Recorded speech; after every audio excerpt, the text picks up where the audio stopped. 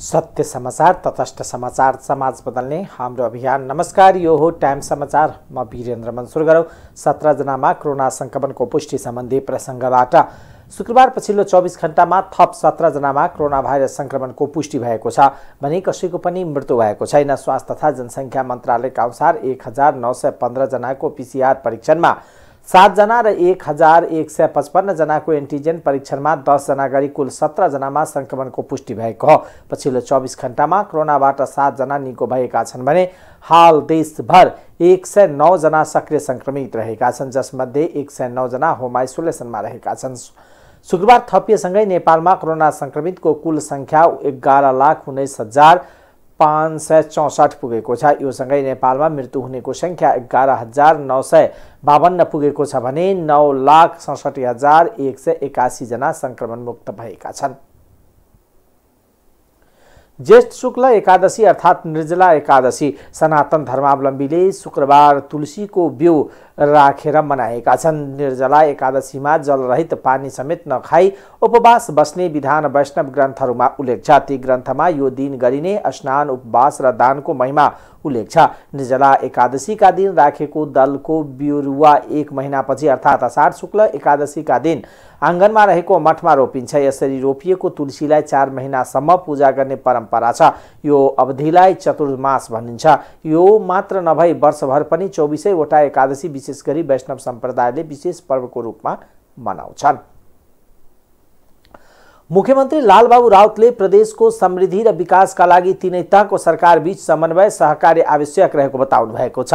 प्रदेश अनुसन्धान तथा प्रशिक्षण केन्द्र मध्य प्रदेशद्वारा महोत्तरीको बर्दिवासमा आयोजित स्थानीय तह नवनिर्वाचित जनप्रतिनिधिहरूको लागि अभिमुखीकरण कार्यक्रममा मुख्यमन्त्री राउतले विकास गर्ने थलो स्थानीय तह नै रहेको हुनाले तीनै तहबीच समन्वय र सहकार्य आवश्यक रहेको बताउनुभयो। मधेसलाई समृद्ध बनाउने गरी विकास निर्माणको कार्यहरू स्थानीय तह मार्फतकै गाउँ ठाउँमा गर्नुपर्ने, स्थानीय तह, प्रदेश सरकार र संघीय सरकारले गर्ने विकास निर्माण त्यही ठाउँमा गर्नुपर्ने बताउनुभयो। तसर्थ तीनै तहको समन्वय र सहकार्य बिना समृद्धि र विकास सम्भव नरहेको बताउनुभयो। मुख्यमन्त्री राउतले स्थानीय सरकारले ल्याउने विकास निर्माणको योजनाहरूमा काँधमा काँध मिलाएर अघि बढ्न प्रदेश सरकार प्रतिबद्ध रहेको उल्लेख गर्नुभयो। सरकार सञ्चालन तथा विकास निर्माणसँग सम्बन्धित विषयमा आयोजित अभिमुखीकरण कार्यक्रममा उहाँले स्थानीय तहका नवनिर्वाचित प्रतिनिधिहरूलाई कानुन प्रक्रियाबारे अवगत हुन आग्रह समेत गर्नुभयो। धनुषाको छिरेश्वरनाथ नगरपालिकाले विभिन्न 7 किसिमका सिफारिस निःशुल्क गरेको छ। नागरिकता, जन्म दर्ता, विवाह दर्ता, मृत्यु दर्ता, बसाई सराई, घर बाटो र 4 किल्ला प्रमाणित सिफारिस निःशुल्क गरेको हो। नवनिर्वाचित मेयर शुक्रदेव यादवले नगरपालिका को 10 वटै वाडालाई पत्रचार गर्दै ती सिफारिस निःशुल्क गर्न निर्देशन दिनुभएको हो। त्यस्तै गर्भवती, ज्येष्ठ नागरिक र अपाङ्गता भएकालाई धनुषा जिल्लाभित्रका स्वास्थ्य संस्था अस्पतालसम्म पुर्याउन निःशुल्क एम्बुलेन्स सेवा प्रदान गर्ने निर्णय पनि नगरपालिकाले गरेको छ। ती निर्णयहरू कार्यपालिकाको बैठकमा अनुमोदन हुने गरी यो निर्णय गरेको मेयर यादवले बताउनुभयो। नेकपा एमालेबाट मेयरमा निर्वाचित भएका यादवले विभिन्न सिफारिस निःशुल्क र एम्बुलेन्स सेवा निःशुल्क गर्ने घोषणा गरेका थिए।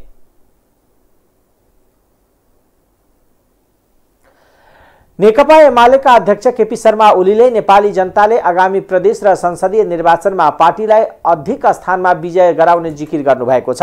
विराटनगर विमानस्थलमा सञ्चारकर्मीसँग कुरा गर्दै उहाँले एमाले संघीयता र लोकतन्त्रको रक्षा गर्न प्रतिबद्ध रहनका साथै संविधान निर्माणमा महत्त्वपूर्ण भूमिका निभाएका कारण जनताले संसदीय निर्वाचनमा पहिलो पार्टी बनाउने धारणा राख्नुभयो। अध्यक्ष ओलीले आगामी संसदीय निर्वाचनमा अन्य कुनै वामपन्थी पार्टीसँग गठबन्धन नहुने बताउनु भएको छ।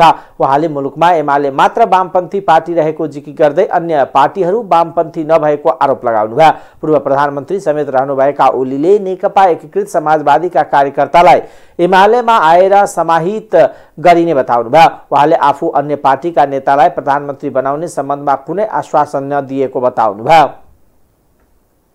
एमाले दृढता साथ अगाडि बढिरहेको छ। के को वामगठबन्धन हुँदैन? को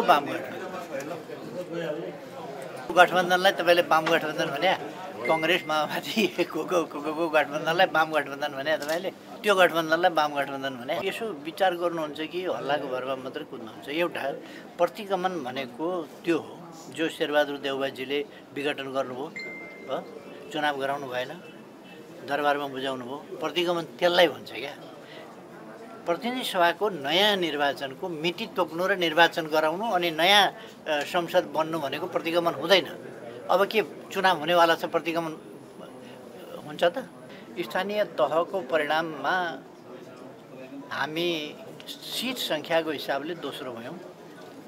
6 दल एन्ड मोर मिले, कुनै राजनीति सिद्धान्त विचार केही पनि भएन।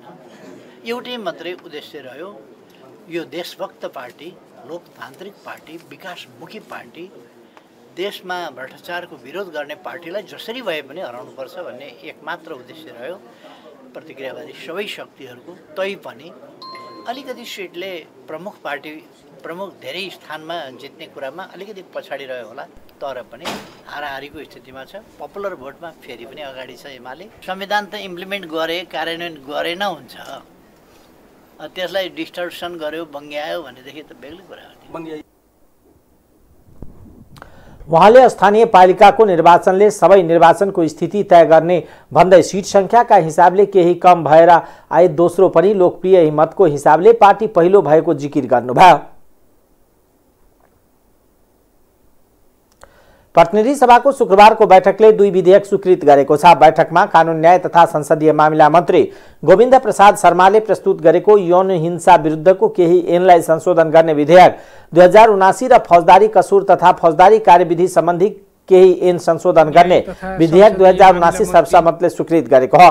बैठकले 2 विधेयकलाई सर्वसम्मतले स्वीकृत गर्दै दफावार छलफलका लागि विधेयक संसदीय समितिमा पठाइएको छ। दफावार छलफलका लागि समितिमा पठाइएसँगै सांसदहरूले संशोधन प्रस्ताव राख्न सक्नेछ। ती संशोधन प्रस्तावमाथि समेत संसदीय समितिमा नै छलफल हुनेछ। संसदीय समितिले दफावार छलफल सकाएर विधेयक प्रतिवेदन फेरि संसदमा पठाउनेछ। उक्त प्रतिवेदन सहित विधेयक प्रतिनिधि सभाले पास गरेपछि राष्ट्रिय सभामा जान्छ। यौन हिंसा विरुद्धका केही ऐनलाई संशोधन गर्ने विधेयक 2079 लाई दफावार छलफलको लागि सम्बन्धित समितिमा पठाइयोस् भनी प्रस्ताव प्रस्तुत गर्दछु। धन्यवाद। दुवै सदनले गरेको संशोधन दुवै सदनले स्वीकार गरेपछि सभामुख हुँदै राष्ट्रपति कहाँ पुग्छ र राष्ट्रपतिले प्रमाणीकरण गरेपछि दुवै विधेयक ऐनको रूपमा कार्यान्वयनमा आउनेछ।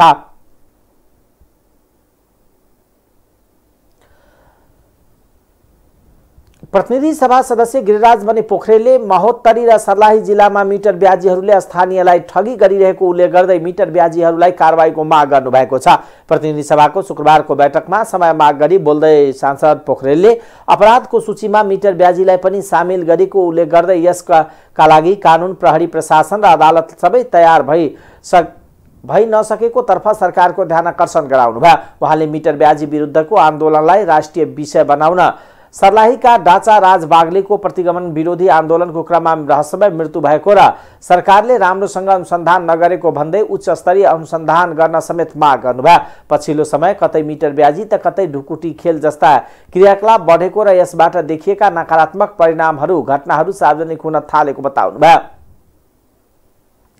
नेपाल मजदुर किसान पार्टीका सांसद प्रेम सुवालले गृह मन्त्रालयका हाकिमका पत्नीहरू नै मिटर ब्याजी असुलमा संलग्न रहेको र नक्कली सुराकी बनाएर कमिसन लिइरहेको आरोप लगाउनु भएको छ। शुक्रबार प्रतिनिधि सभा बैठकमा विनियोजन विधेयक 2079 अन्तर्गतको विभिन्न शीर्षकमाथि खर्च कटौतीको प्रस्ताव पेश गर्दै सांसद सुवालले यस्तो आरोप लगाउनु भएको हो। उहाँले कतिपय पदाधिकारीहरूले स्वकीय सचिव र भान्से समेत आफन्त राखेर मिटर ब्याजीको रकम गोजीमा राखेको पनि विभिन्न समाचार माध्यमहरूमा आइरहेको भन्दै आपत्ति जनाउनुभयो। सांसद सुवालले मिटर ब्याजी नियन्त्रण गर्ने सरकारको बजेट वक्तव्यमा उल्लेख भए पनि कानुनी हातमा लिन सक्नेहरू नै यसको नियन्त्रणमा बाधक देखिएको दावी गर्नुभयो।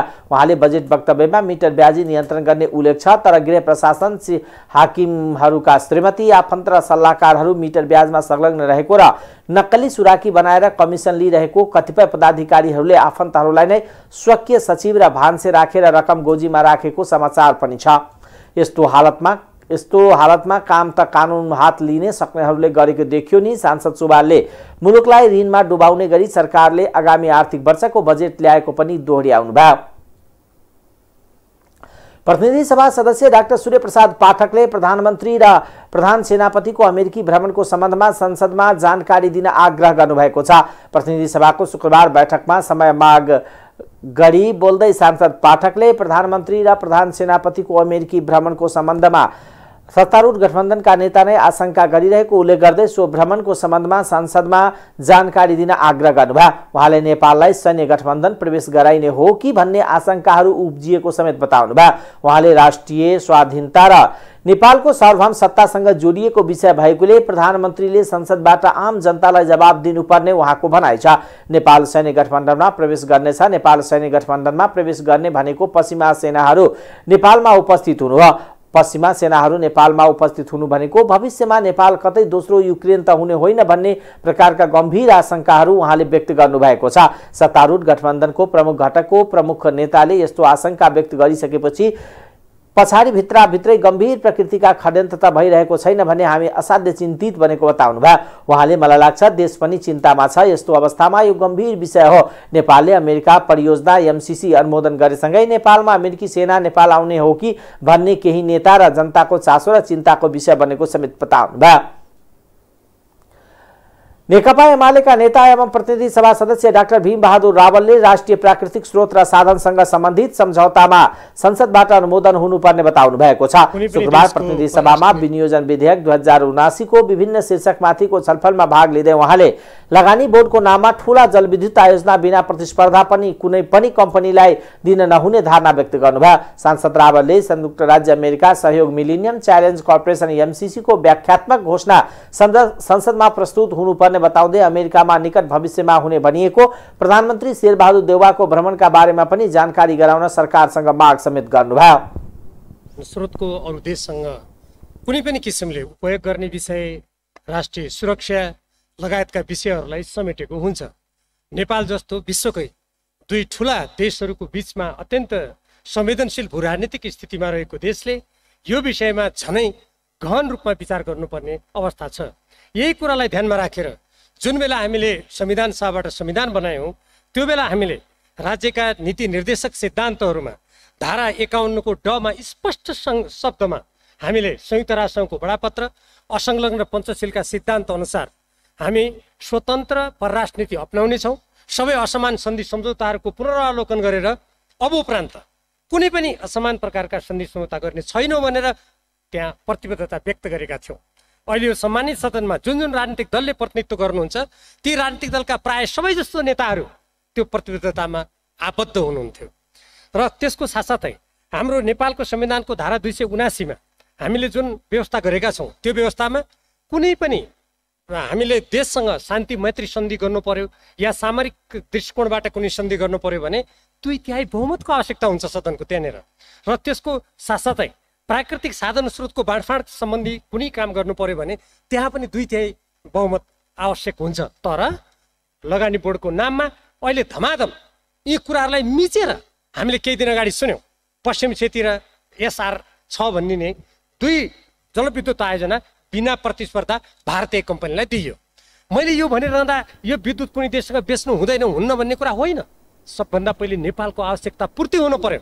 त्यो आवश्यकताले उपयोग गर्ने विषय नेपालको स्वतन्त्र परराष्ट्र नीतिलाई कहीँबाट पनि आघात पुर्याउन नहुने उल्लेख गर्दै उहाँले परराष्ट्र सम्बन्धी गतिविधि पारदर्शी हुनुपर्नेमा जोड दिनुभयो।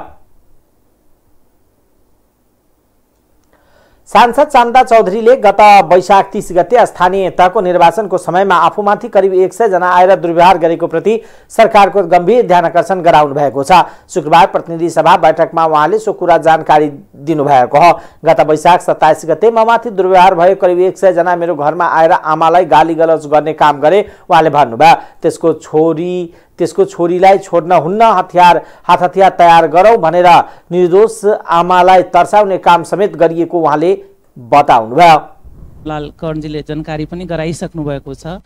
30 गतेको चुनावमा 27 गते नै वैशाख 27 गते ममाथि दुर्व्यवहार एक गठबन्धन दलका उम्मेदवार र उनका भाइ भतिजा घर फ्यामिली उनका लगायत अरू पनि समर्थकले जुन 150 जना आएर मेरो घरमाथि हमला गर्ने र 80 वर्षको मेरो आमालाई गाली गलौज गर्ने र त्यति बेला म घरमा थिएन। मेरो घर र म 20 मिटरको दूरीमा थिएँ अर्को दाइको घरमा र त्यो भिडलाई लिएर उहाँहरू त्यो घरमा पुग्नुभयो र त्यहाँ गएर गाली गरोज गरेर मलाई दुर्व्यवहार गर्ने र हात हतियार निकाल यसलाई आज खत्तमै गर्नुपर्छ, यसको छोरीलाई मार्नै पर्छ भनेर चाहिँ मेरो आमालाई भन्न चाहिँ गएको रहेछ। र यसमा हामी के कारबाही हुँदैछ, कस्तो हुँदैछ त्यो चाहिँ आदरणीय गृहमन्त्रीजीसँग हामी चाहिँ अलिकति गरिमामय सदनमा जानकारी गराइदिनु भयो भने राम्रो हुन्थ्यो। र चौथा सिपाहीको रूपमा नेपाली काङ्ग्रेसका कार्यकर्ता र लिडर हुनुहुन्थ्यो। त्यो मटिहानी गाउँपालिकाको नगरपालिकाको त्यति बेला गाविस थियो।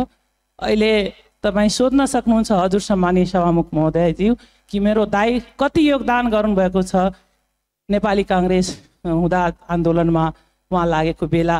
त्यो चाहिँ आदरणीय हरिशङ्कर आयो। मलाई यति छ सम्मानीय सभामुख महोदय कि केही पनि होइन, कानुन सम्मत दोषीलाई चाहिँ कारबाही हुनुपर्छ। कानुन सम्मत जे छ त्यो न्याय मलाई चाहियो। म माथि आज भएको छ भोलि अरू माथि हुन सक्छ। यस्ता दोषीहरू न बलियो होस् भने चाहिँ म माग गर्न चाहन्छु।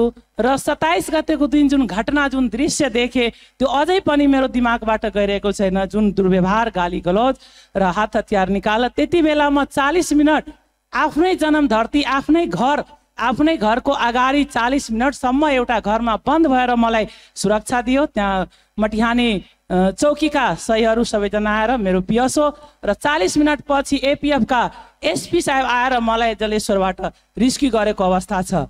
यो कहाँको न्याय हो सम्मानीय सभामुख महोदय? म यो सदनलाई जानकारी गराउन चाहन्छु।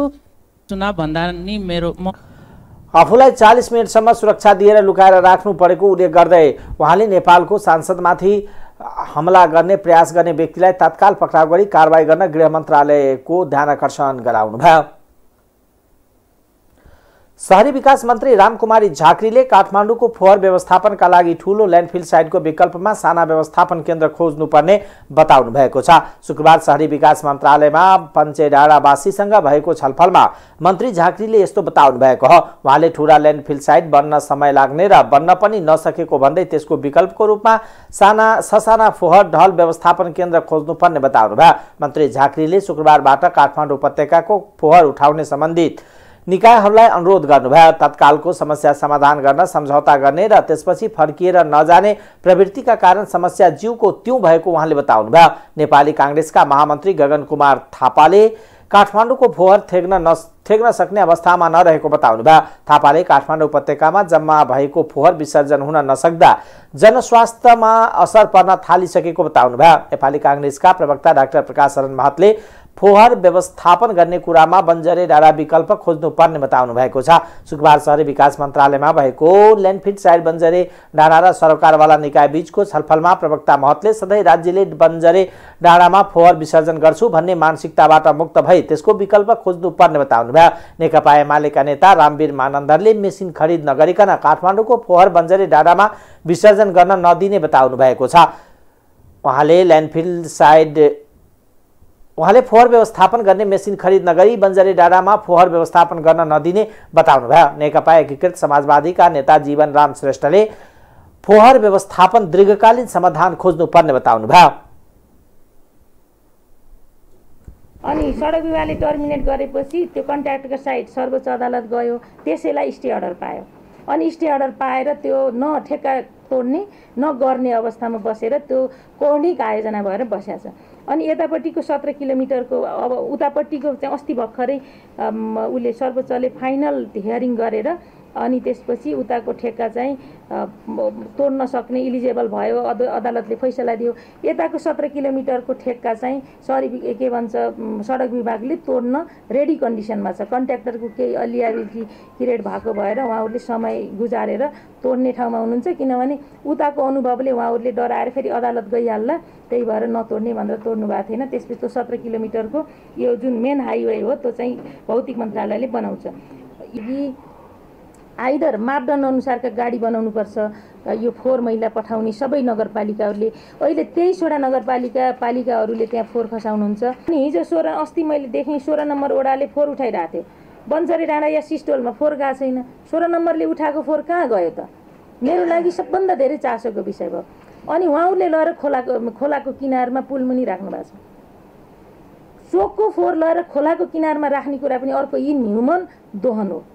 र यो धेरै ठाउँ त्यस्तो भएको छ। त्यो गन्धलाई मिनिमाइज गर्न के गर्न सकिन्छ अध्ययन गर्नको लागि हामीले अनुरोध गरेका थियौँ। त्यही कुराको टेकओभर हो महानगरपालिकाले गरेको।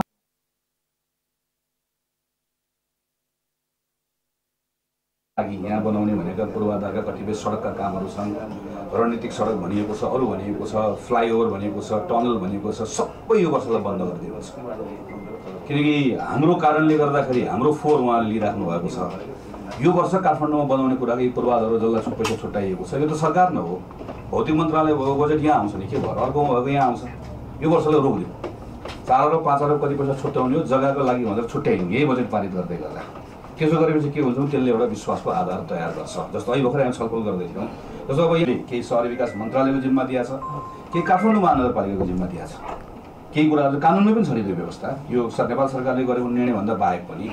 तर जति पहल कदमीहरू हामीले तत्त बेलामा लिनुपर्ने हो, कसैको व्यक्तिगत कुरा पनि भएन, हामी सायद कतै चुकेका थियौँ। तर अहिले हामी देखिरहेका छौँ सहरी विकास मन्त्रीजीको यसमा पहल कदमी छ, काठमाडौँको जनप्रतिनिधिको निर्वाचित हुनुको मेयरको छ, अरू म हेरिरहेको छु धुनीबेसी, ककनी, ललितपुर, हाम्रो यहाँको त छँदैछ।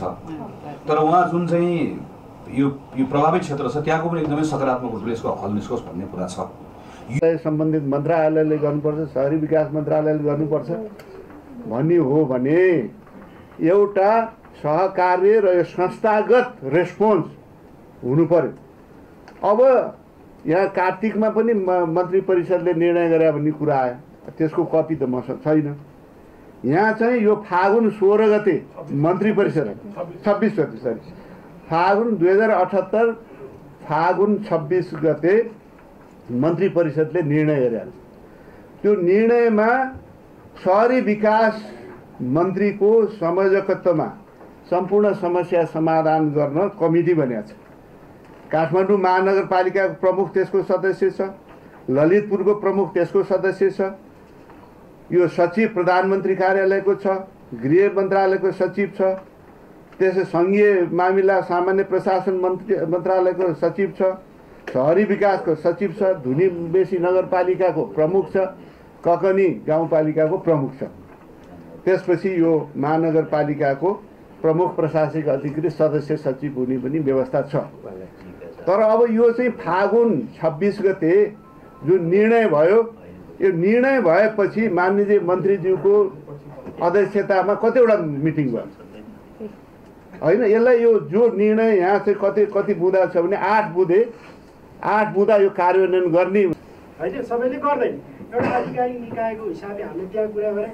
मेरो माग केही छैन, आदरणीय सङ्घीय सांसदजीहरू, मन्त्रीज्यूहरू, सबै सरकारहरूलाई मेरो एउटा माननीय मन्त्रीज्यूहरूले बेला बखतमा त्यहाँको बारेमा भ्रम छर्ने काम मन्त्रीज्यूबाट भएछ। त्यहाँ कसले तपाईँलाई त्यो कुराहरू गलत कुराहरू ब्रिफिङ गर्छ, त्यहाँ सानो समस्या परेको फोहोर रोक्छन्, पैसा असुल गर्छन् भन्ने कुरा तपाईँहरूको सार्वजनिक रूपमा मिडियाबाट आएको छ। यो कुरा गलत हो। त्यहाँ त्यत्रो मान्छे पीडित हुँदाहुँदै त्यो सुन्दाखेरि हामीलाई पनि दुःख लाग्छ। त्यो कुरा अन्यथा त्यस्तो कुराहरू भ्रम फैलाउने काम माननीय मन्त्रीज्यूको कारण पनि भएको छ। र अर्को कुरा त्यहाँ के छ भने अस्ति के अरे नयाँ जनप्रतिनिधि आइसकेपछि अहिले जनप्रतिनिधिको रूपमा हिजो आज यहाँ सहरी विकास मन्त्रालयमा तपाईँले वार्ता बोलाउनु भएको छ। हिजो राति 12 बजे किन त्यहाँ सहमति पत्रमा हस्ताक्षर गरियो? त्यो गलत हो कि होइन? हामीलाई चाहिँ भ्रममा बनाउनु खोजेको अर्को कुरा। अनि 23 गते केही जनप्रतिनिधिलाई ल्याएर तपाईँले त्यो पहिल्यै भइसकेको कुराहरू चाहिँ एउटा के छ भने त्यो कागजी देखावटी रूपमा त्यो साइन किन काठमाडौँ फोहोर गन्दा पुरै त्यो ठाउँमा गएर चाहिँ भने अब त फोहोर मैला आफै स्वीकार गर्नै सकिँदैन। नम्बर 1 कुरा किनभने फोहोर मैला अहिले हामी हेर्दा तपाईँ हजुर त्यहाँ जाँदाखेरि 5 मिनट के अरे जानुहुन्छ, त्यहाँ बाँच्नुहुन्छ। त्यो एयर पोल्युटेड छ, त्यहाँ एयर पोल्युटेड छ, त्यहाँको ग्राउन्ड सडक विभागले राम्रो उहाँले अहिले फोहोरका कारण काठमाडौँ बस्न नसक्ने अवस्थामा रहेको भन्दै यसको तत्काल समाधान खोज्नुपर्ने बताउनुभयो। अर्थमन्त्री जनार्दन शर्माले मुलुकको आन्तरिक राजस्व वृद्धि गरेर आत्मनिर्भर नभएसम्म आन्तरिक तथा बाह्य ऋण लिनुपर्ने अवस्था रहेको बताउनु भएको छ। शुक्रबार प्रतिनिधि सभा अन्तर्गतको अर्थ समितिले सार्वजनिक ऋण व्यवस्थापन विधेयक 2076 माथि छलफलमा बोल्दै यस्तो बताउनु भएको हो। उहाँले सरकारले मुलुकलाई सन् 2026 सम्म कम विकसितबाट विकासोन्मुखमा स्तरोन्नति गर्ने लक्ष्य राखेकोले त्यसको लागि अरबौं लगानी गर्नुपर्ने भएको बताउनु भयो। मन्त्री शर्माले मुलुकको स्तरोन्नति गर्नका लागि अहिले बजेटमा छुट्याइएको पुँजीगत तथा समग्र खर्चले मात्र लक्ष्य हासिल हुने दावी गर्नुभयो। सरकारले सन् 2026 मा विकसित मुलुक बनाउने लक्ष्य पूरा गर्न ऋण लिनुपर्ने आवश्यक रहेको मन्त्री शर्माको भनाइ छ। उहाँले परियोजनाहरूमा ऋण लिने र खर्च गर्ने परिपाटी बदल्नुपर्ने आवश्यकता रहेको बताउनु भयो। सरकारले लिएको धेरै ऋण उत्पादन मुलक नभएको खर्च बढाउने खालको रहेको गुनासो गर्नुभयो। मन्त्री शर्माले अहिले आन्तरिक र बाह्य ऋणबाट 17 खर्ब 37 अर्ब ऋण रहेको बताउनु भयो। सरकारले यो वर्ष मात्र 40 देखि 45 अर्ब रुपैयाँ ऋण भुक्तानी गर्न लागेको मन्त्री शर्माले बताउनु भयो। उहाँले ऋण भुक्तानी गर्नु परेकोले अहिलेको बजेटमा पुँजीगत खर्च भन्दा चालु खर्चमा वित्तीय व्यवस्थापन धेरै भएको बताउनु भयो।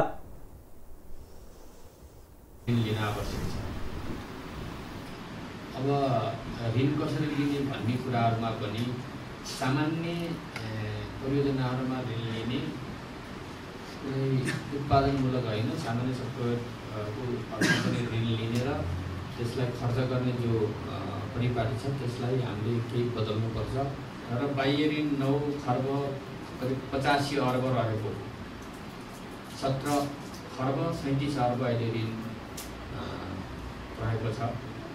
यसै वर्ष नै हामीले करिब 40-45 अर्ब हामी ऋण भुक्तानी गर्दैछौँ। त्यसले पनि हाम्रो अहिलेको बजेट निर्माणमा विगत खर्चभन्दा त्यो के अरे चालु खर्चको कुरा वित्तीय व्यवस्थामा हामीले यसलाई व्यवस्थापन गर्नु परेको छ। यो वर्ष नै हामीले तिर्ने पालो परेको रहेछ। हामीले त्यो तिर्ने गरी पनि व्यवस्थापन गरेका छौँ। त यी यावत विषयहरू र आवश्यकताहरू हामीले हाम्रो जिडिपीको योगदान गर्ने गरी र हामीले देशलाई एउटा डेभलप कन्ट्रीमा विकसित कन्ट्रीमा डेभलप गर्नका लागि पनि ऋणको लगानीको आवश्यक छ। सरकारले गर्ने लगानी, निजी क्षेत्रबाट गर्ने लगानी, त्यसबाट पनि अभाव हुँदा हामीले ऋण परिचालन गर्नु चाहिँ एक। अर्थ सचिव मधु कुमार मिरासिनीले सरकारले अहिले सार्वजनिक ऋण व्यवस्थापन हेर्ने छुट्टै निकाय बनाएर व्यवस्थित बनाउन लागेको बताउनु भयो। उहाँले त्यसको लागि मन्त्रालय आवश्यक नीतिहरू बनाउने तयारीमा रहेको पनि बताउनु भयो। सचिव मिरासिनीले अहिले प्रदेश सरकारले समेत आन्तरिक ऋण लिन सक्ने व्यवस्था भएकोले त्यसको समेत व्यवस्थापन गर्नु परेको बताउनु भयो। सचिव मिरासिनीले सार्वजनिक संस्थानहरूलाई सरकार ग्यारेन्टी बसेर ऋण दिने व्यवस्था हटाउनु पर्ने बताउनु भयो। अखिल नेपाल राष्ट्रिय स्वतन्त्र विद्यार्थी युनियन क्रान्तिकारीले पेट्रोलियम पदार्थको मूल्य वृद्धि तुरन्त फिर्ता लिन माग गरेको छ। अखिल क्रान्तिकारीका अध्यक्ष हरिकृष्ण गजुरेलले विज्ञप्ति निकालेर जनताको ढाड सेक्ने गरी पेट्रोलियम पदार्थमा पटक पटक गरिएको मूल्य वृद्धि फिर्ता लिन सरकार, आयल निगम र सम्बन्धित निकायसँग माग गरेका छन्। जनतालाई राहत दिनुको सट्टा पटक पटक मूल्य वृद्धि गर्दै प्रधानमन्त्री शेरबहादुर देउवा नेतृत्वको सरकार जनताप्रतिको गैर जिम्मेवार बनेको अखिल क्रान्तिकारीको आरोप छ। साथै अहिलेको सरकार दैनिक भोग्य वस्तु तथा सेवाको मूल्य बढेको प्रति गैर जिम्मेवार बनेको भन्दै अखिल क्रान्तिकारीले सरकारले माफियाहरूको संरक्षण तथा नेतृत्व गर्नेमै तल्लीन रहेको आरोप लगाउनु भयो। सरकारले हप्ता पछि निरन्तर इन्धनको मूल्य बढाउँदा दैनिक उपभोग्य वस्तु तथा सेवाको मूल्य पनि बढेको भन्दै सर्वसाधारण नेपाली जनतालाई आफ्नो जीवन धान्न मुस्किल बन्दै गएको विज्ञप्तिमा उल्लेख छ। अखिल क्रान्तिकारी विद्यमान व्यथिति, भ्रष्टाचार, महँगी लगायत वर्तमान संसदीय व्यवस्था विरुद्ध समेत सशक्त रूपमा संघर्षको मैदानमा उत्रिन सबैलाई अनुरोध गरेको छ। सरकारले गैरातीदेखि लागू हुने गरी पेट्रोल, डिजल, मट्टी तेल बढाएको छ। पेट्रोलमा प्रति लिटर 8 रुपियाँले बढाएर 178 रुपियाँ, डिजलमा मट्टी तेलमा प्रति लिटर 12 रुपियाँ बढाएर 165 रुपियाँ प्रति लिटर पुर्याएको छ। अब आर्थिक समाचार।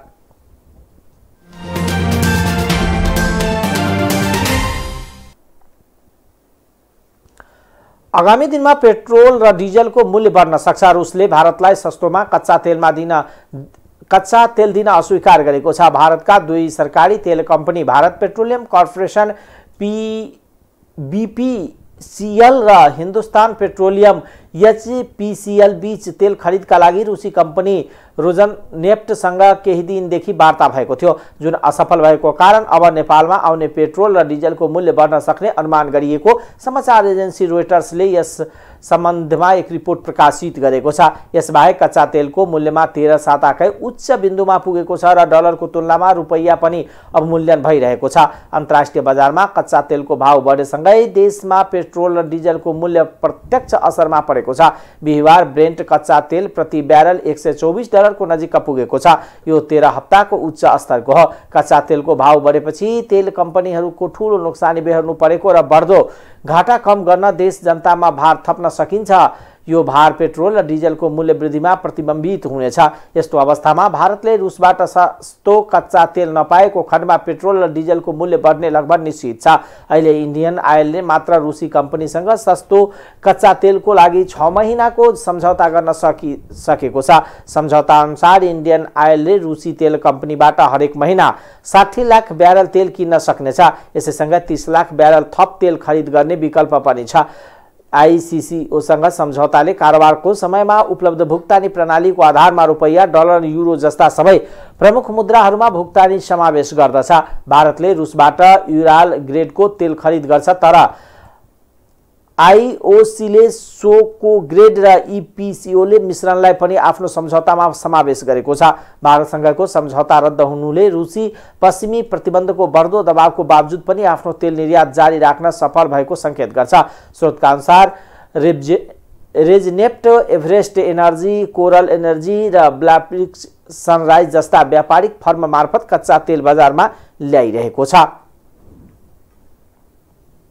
अब अन्तर्राष्ट्रिय समाचार।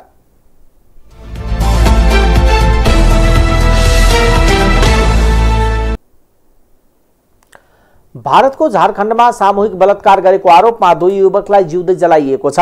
झारखण्डको गुलमा बुधबार नाबालिकालाई सामूहिक बलात्कार गरेको आरोप लागेका 2 जनालाई जिउँदै जलाइएको छ। घटना भएको थाहा पाएपछि स्थानीय बासिन्दाले मोटरसाइकल सहित ती युवकलाई मट्टी तेल छड्किएर जलाएका हुन्, जसमध्ये 1 जनाको मृत्यु भएको छ भने अर्का गम्भीर घाइते भएको भारतीय सञ्चार माध्यमले जनाएका छन्। मृत्यु हुनेमा सुनिल उराव रहेका छन् भने घाइते हुनेमा आशिष उराव रहेका छन्। गम्भीर घाइते आशिषको अस्पतालमा उपचार भइरहेको छ।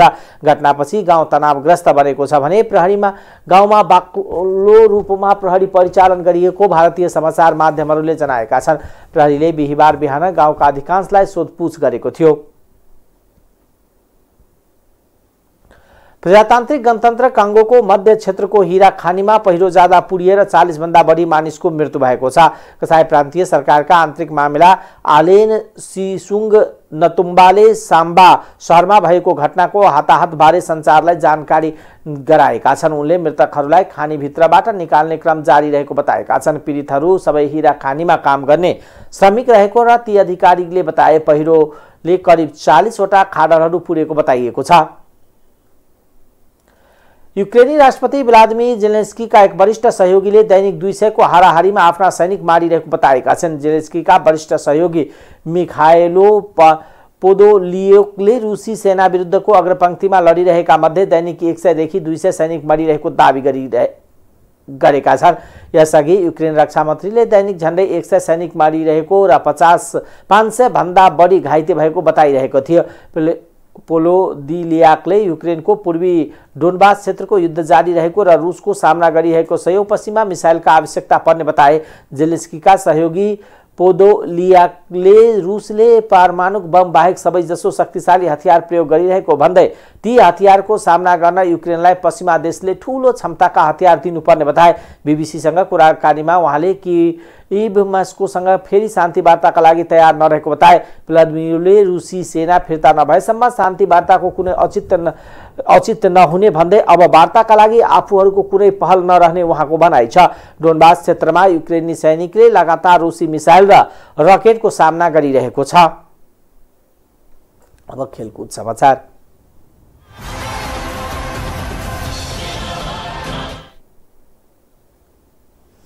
अमेरिकामा जारी आईसीसी पुरुष क्रिकेट विश्वकप लिग 2 अन्तर्गत त्रिकोणात्मक सिरिजको पहिलो खेलमा नेपाल ओमानसँग पराजित भएको छ।